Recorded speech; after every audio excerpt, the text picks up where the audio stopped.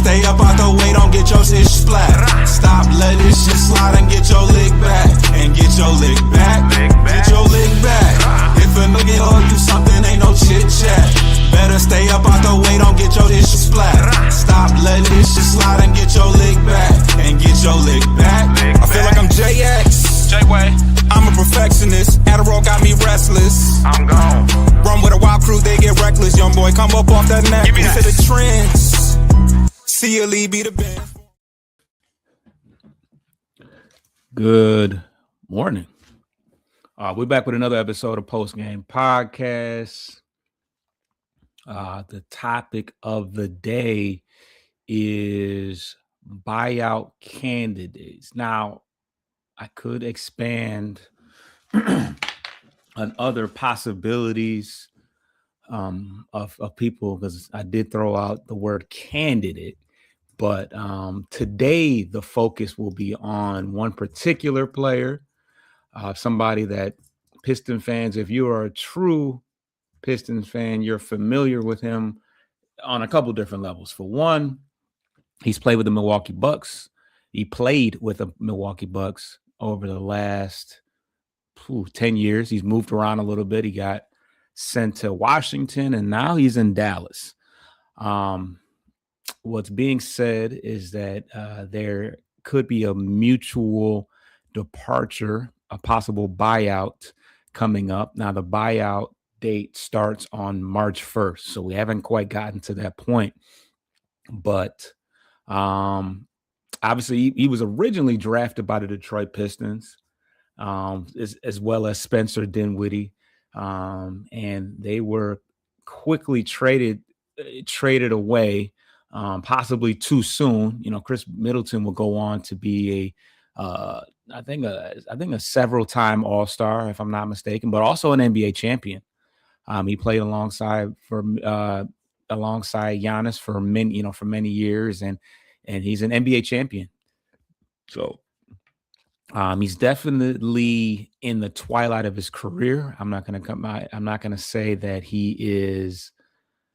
He's obviously not in the prime of his career, but I think he could still contribute. This is not I went to the game yesterday. The Pistons did win. And I'm just kind of seeing things. I'm seeing how, we still have a void in our team. There's some things that we need to address. The trade deadline has come and gone, and the trade deadline's come and gone, and there hasn't been the results that I would like to see thus far. I'm not ready to panic, but I do have high expectations, as I feel like a lot of our fans do, as to what the team can do. And I think that Khris Middleton can possibly still contribute at a marginal level. We don't need him to come out here and we don't need him to come out there and be the number one option, or even the number two option, even the number three option. But we are lacking some firepower. Kevin Huerter hasn't done a whole lot. Dennis Jenkins, who, luckily is signed on for the next 2 years, he struggled some. Also, Tobias Harris has not been great. One of the things that I think that he could contribute for us is another option off the bench to, be a connector, be a glue guy, be able to create in instances when Tobias Harris is not playing well, like he hasn't in the last couple of games, but also to fulfill the same role. He can space the floor. He can create. He's a willing passer. You look at his assist numbers. He's maxed out at 5 assists. That is a boatload of assists from a small forward, a guy that's not a primary ball handler. So he is a willing passer, and he's a mid-range merchant. The mid-range is a art that is a lost art in the NBA, but he flourishes in that position. I love what Javonte Green brings. I love what Ron Holland brings, but I don't think you can depend on them in the crunch, in crunch time to be offensive threats, be floor spacers. It's just, well, Holland is not a floor spacer in the slightest. I also like the fact that although Middleton, his foot speed, he was never the most fleet of foot, but his foot speed has got considerably less. So defensively, he can, he's not the best as far as that's concerned. But you can hide him around Asar, around Isaiah Stewart, around Duran. He's not going to have to guard the best player on the court. He's got good size. He's 6'7", 6'11" wingspan. So as you can see on here, he defends the rim at a very above average level. His efficiency has dropped over the years. But like I said, mid-range is where he is what he excels at best. He's had in years past, 2020, 21, 22, where he was a 40% three-point shooter. He's since then fallen off, but even in 2024, 38% from the three-point line, 49% from the field. So the efficiency has been there. See what we got. Just want to say I love you. Oh, appreciate you, Lynn. But yeah, offensively, plug and play, 89% portability, 80 percentile in creation. He can create. The one thing that I'm seeing from Cade is the one thing I worry about from Cade is that I don't want him to get worn down. I want him to be able to relinquish some of those creation duties, which we've seen from Asar, but it appears that Asar is not one of JB's favorites. I'm sure he loves his defense, but I think there has been a little bit of discourse over certain, I don't know, just him being in the right place at the right time. He's obviously not a great free throw shooter. You want those guys to be able to close. I think that Khris Middleton could be a closer. You want those guys in the closing minutes to be able to hit free throws. Let's look at his free throw percentage. Oh, wow. 85, 83, 90. This guy is going to knock down the free throws. You need that. That's one thing that we struggled, that I think that we've gotten better over the course of the year.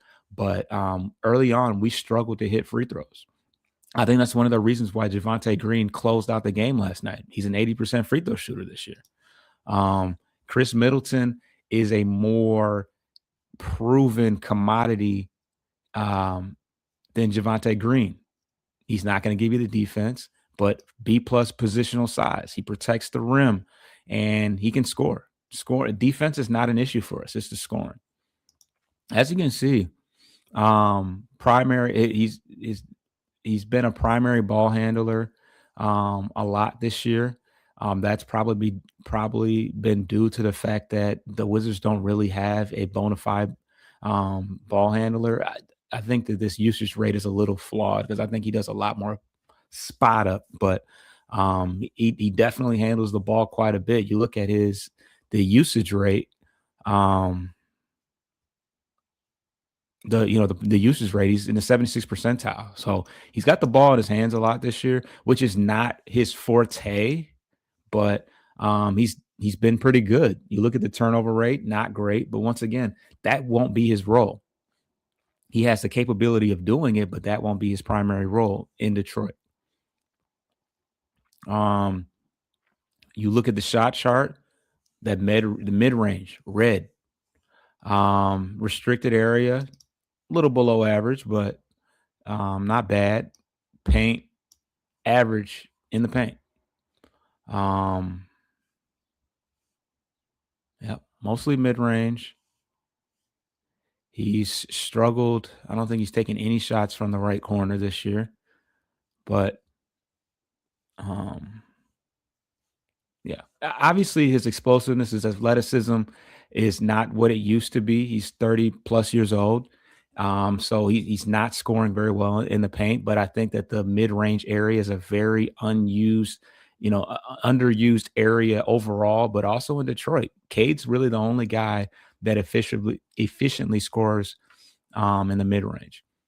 I think that it will do wonders and taking a little bit of pressure off of Dennis Jenkins. Dennis Jenkins has shot pretty efficiently, but he struggled at times to create. I think he's kind of, as the league has figured him out, um, it's caused some problems for him. So you bring Middleton in. I think that in some instances he could get starter minutes possibly. Let's see where he's been at 24 minutes this year. So he's been starting or playing close to it. But at the same time, you could put him, he can play alongside Dennis Jenkins either in a primary ball handler role, but he also can play off the ball. He played off the ball in Milwaukee his entire career for the most part. I think it would be a nice reclamation, not a reclamation prize, but a nice, a nice, reunion. He was drafted to Detroit. We gave up on him, and he became an all-star. That happened a lot to us throughout these years. I think Brandon Jennings was the guy we traded for, if I'm not mistaken, but that may have been Brandon Knight. I may be getting that all wrong. I think Middleton might have been involved in that trade. But yeah, per 36, 16 minutes, 16 minutes a game. I like it. That's literally what Tobias Harris is. Great free throw shooter, 6 rebounds a game, and 4.7 assists per 36. Not bad. Hold on. Khris, middle of the road, Middleton. Yeah, I mean, for sure. He's like a Tobias. I don't think we would hurt with another Unk, to be honest. Never was a great player, but if we can get him for little to nothing, he definitely, he definitely can provide more than Isaac Jones has. Now, another thing to talk about is the fact that some people say our solution is on our bench. Marcus Sasser, has never really gotten an opportunity. We went out and got Schroeder last year because they just didn't feel that he would be able to run the offense. And I tend to agree. I don't think that the vets have the experience. Yeah, I mean, yes, absolutely. And the beauty about it is that everybody that's on the team now was on the team last year and was a part of that playoff run. Outside of Duncan Robinson, who's got playoff experience, but we need another, Duncan Robinson, another guy that we can ill afford to go without because we don't have any other shooting right now. I think that Middleton, I think you would see more efficiency from Middleton if he's taken off ball a little bit more. But we just need the firepower. And what I was getting to is that Marcus Sasser has not earned the trust of JB Bickerstaff. I don't know if it's because he's undersized, because he really shoots the ball really well. I just think that we have too many. I just think that he's an undersized guard, and JB doesn't like that. Also, Chaz Lanier. Now, Chaz Lanier is a rookie. He's played in the G League for most of the season, but we've seen flashes of what he can do shooting the ball. In that Chicago Bulls game, he played some big minutes. He hit some big shots.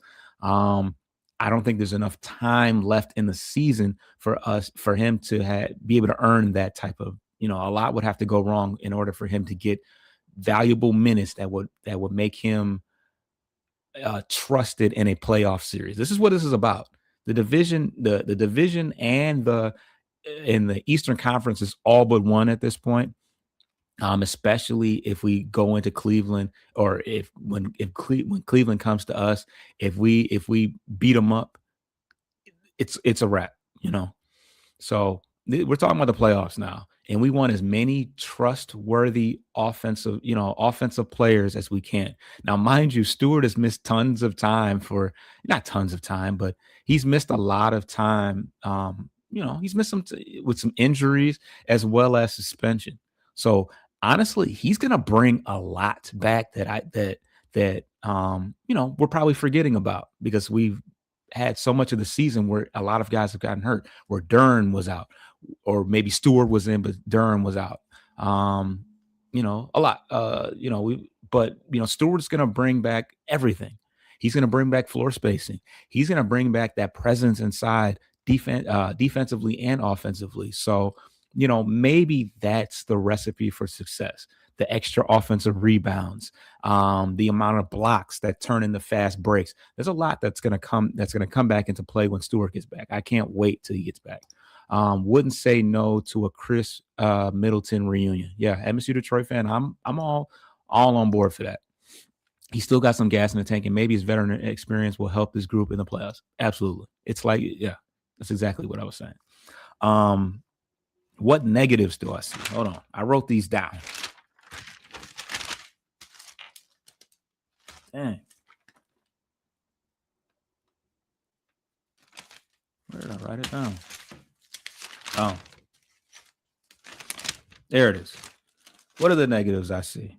Perimeter defense, which I like I said, he will be protected behind, defensive players like Javonte Green, Stewart, Asar. Sorry, Bobby, got to make a spot somewhere. Man, I'm telling you, like, Roman, what's going on? Yeah. Bobby he hasn't really got a lot of opportunities. He got some opportunities early in the season, but I don't even think he's that good of a G League player. Bobby Clement or Isaac Jones, either one, take your pick. Obviously, Clement has the upside, I suppose. Isaac Jones is actually a pretty solid player, but got to make something happen here. This playoffs we're talking about. You worry about replacing Bobby Clement down the line. But yeah, perimeter defense is definitely a negative. And its efficiency has definitely dropped with age. Like I said, you bring him off ball, and I think you get flashes of the old Khris Middleton, but I don't see a lot of negatives overall. He's he's got good size, 6'11", 6'11" wingspan. He's got experience playing off ball with stars.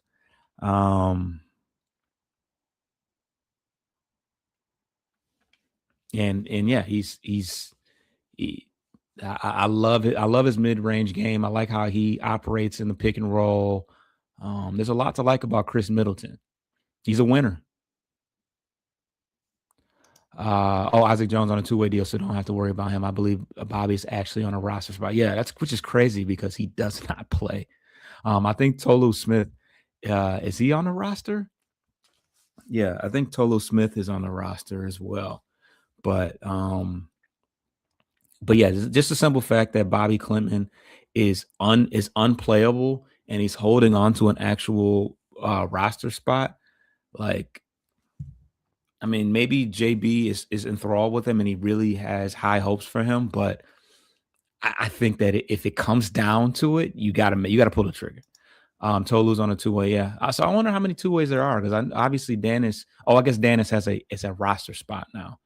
So Tolu Smith and Isaac Jones are the two-way players. I think they brought back Isaac to take Dennis Jenkins' two-way spot. What are we doing on the stream today?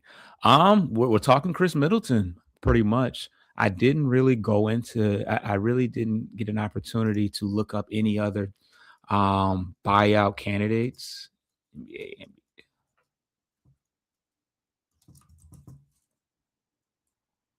Let's see what else is out here. Huh. Okay. All right.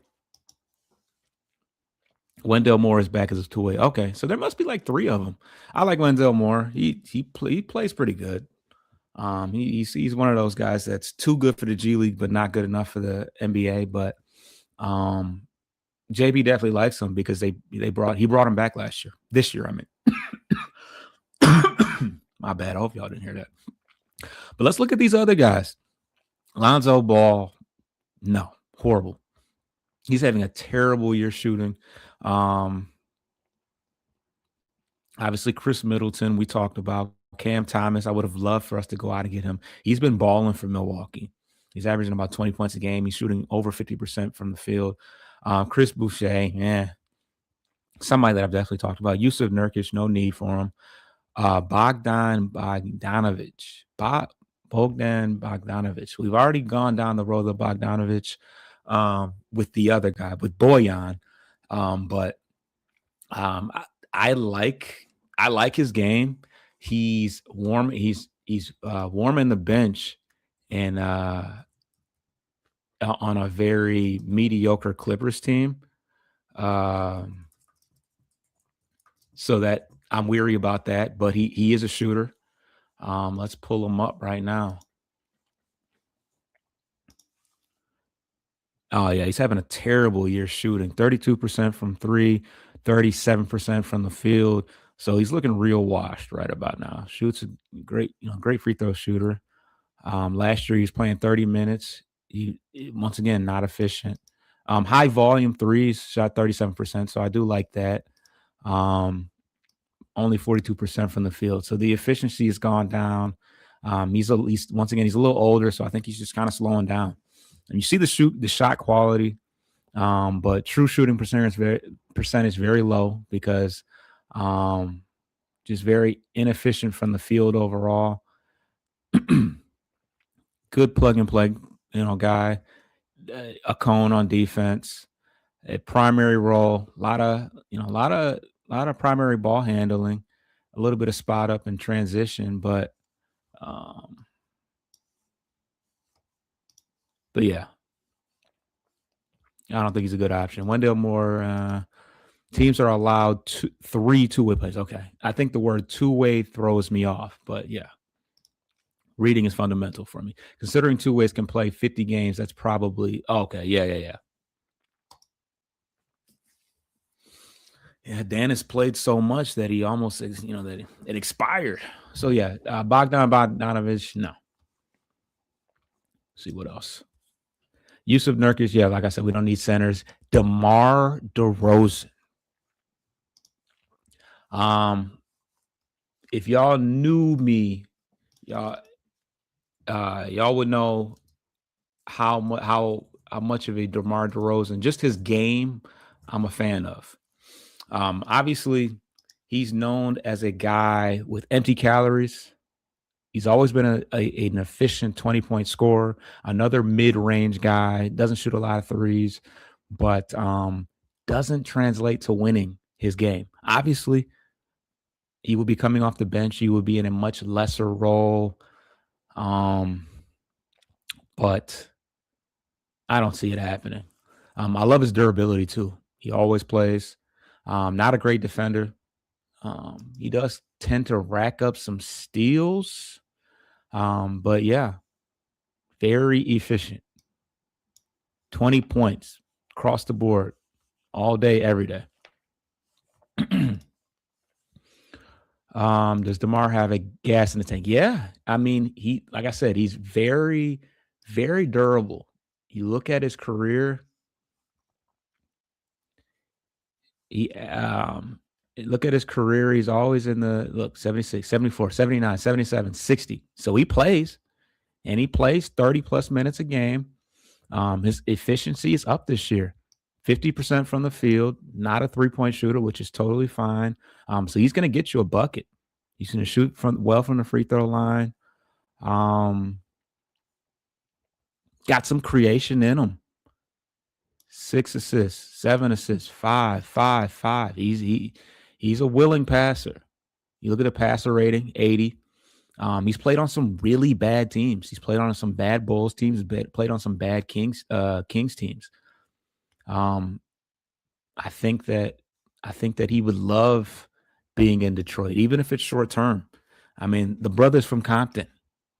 I think that he's equipped for the intensity of Detroit, and I feel like he wants to win. I would think that he wants to win. He's late in his career. They always talked about him going back to LA. I don't see that happening. He says we already got Caris LeVert and that old guy off the bench, and that used to be a point scorer. Yeah, but DeRozan is way above LeVert. I would love to have a DeRozan over LeVert. You look at the offense, his 3-point rate, very low, not a rebounder on offense or defense. It is what it is. He gets to the line a ton. He's pretty average in the shooting category, and he can create. Not very portable because he kind of needs the ball in his hands. But you throw him on that second unit and you put the ball in his hands. It's going to be efficient. He's going to create for others. You look at his defense, it's pretty awful. That's just not what he does. It's just not what he does. But he doesn't foul.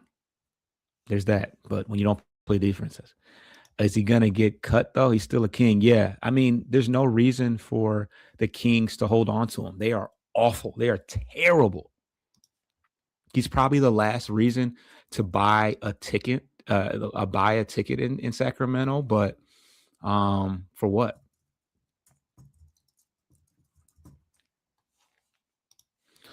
You look at his contract. Oh man, it's perfect. So, he's set to make 3 divided by 74, quick math, a lot of money. What is it? 3 would be 30. So it's 20 some million, I guess. It's only partially guaranteed.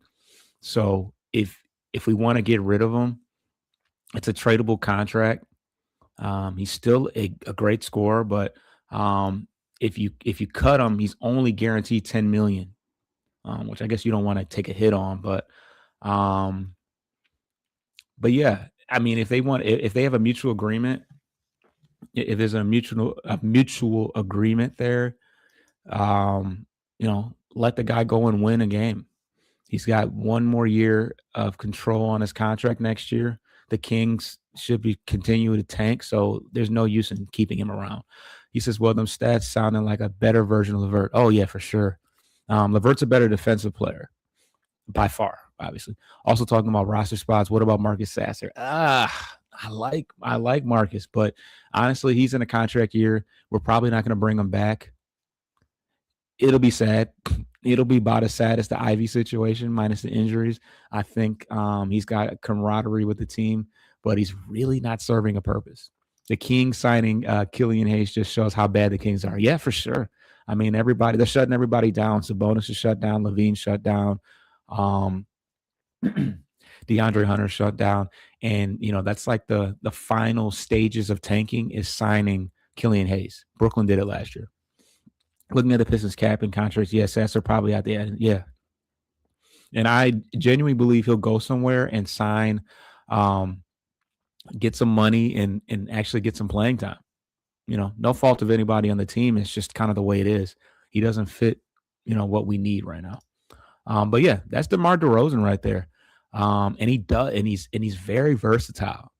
You got spot up, isolation, which we need a little bit of isolation sometimes. Primary ball handling. He's nasty in the post. Triple handoffs. But yeah, he's very versatile, which is why he's averaged 20 points a game forever. You look at what his shot diet, a lot of mid-range, a lot of paint, so where we don't get the outside scoring that we need, we still get a lot more creativity offensively.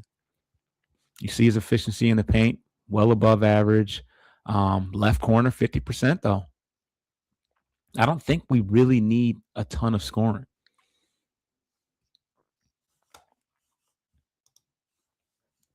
Duren gets paid and Tobias is a free agent. Yeah, we're going to figure that out. Tobias has made a ton of money. If he wants to stay around, he's going to have to take a cut, which he may not want to do. But at this point, it's time to go find our future power forward. Power forward of the future. I don't think it's Asar, and I don't think it's Ron Holland. Neither one of those guys are power forwards. They don't space the floor well enough.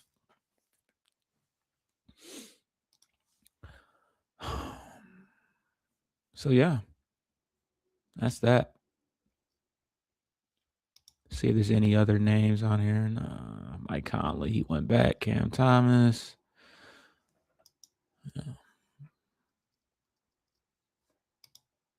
Yeah, that's all I can see. Chris Paul, no. Chris Boucher, I haven't seen play all year. That's just okay for ish and giggles, because we are talking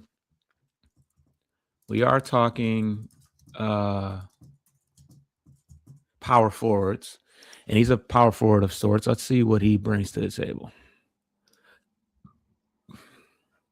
Okay. Yeah. Oh my God. 32% from the field and 13% from three. Absolutely not. Absolutely not. As far as pluses, he shoots a high rate of 3 points, or higher rate than anything else. But he's not knocking them down this year. Great offensive rebounder. And he takes care of the ball. They have him a rating. His offensive rating is 84%. I guess he's only played 9 games this year, though. So not sure why. I'm not sure if he's injured or not, but good defensive player, obviously. He's got a 7'4" wingspan. He's only 6'8". He protects the rim. He's versatile, but yeah, offensively, he's not going to give you anything, and that's really what we need is offense. See if he's injured.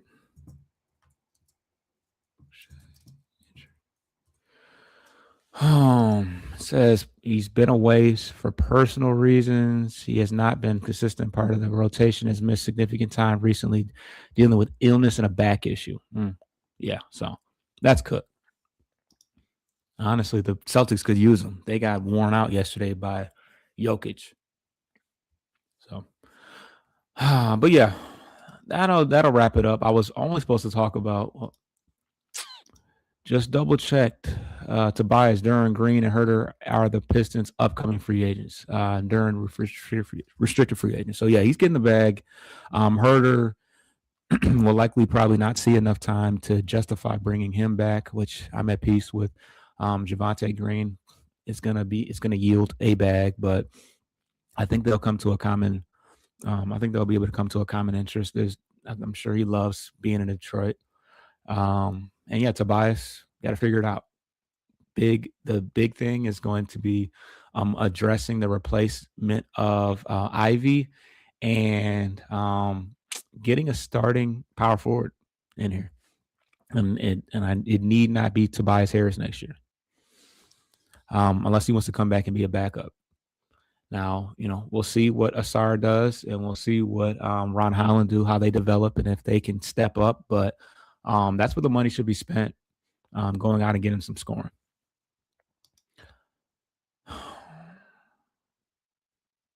So, yeah. That pretty much wraps it up. I was only supposed to talk about Khris Middleton, but we got to talking about other buyout options. I appreciate everybody that tuned in. Subscribe to the channel. We're going to be bringing you coverage all the way through. We got a ton of Lions coverage and Tigers coverage as well. Subscribe to Corner to Copa. That's where we're doing all our Tiger stuff. Pistons actually have a first with this upcoming draft, and as long as Minnesota finishes 20 and above, we can swap with them. Yeah, that's going to be big. It's a pretty strong draft, and maybe we can find something, a predecessor to Bobby Clement. I like what Chaz Lanier. I like what he brings to the table. I think that he's going to have an opportunity to do some things next year, with more support, with more trust and another year of experience. But yeah.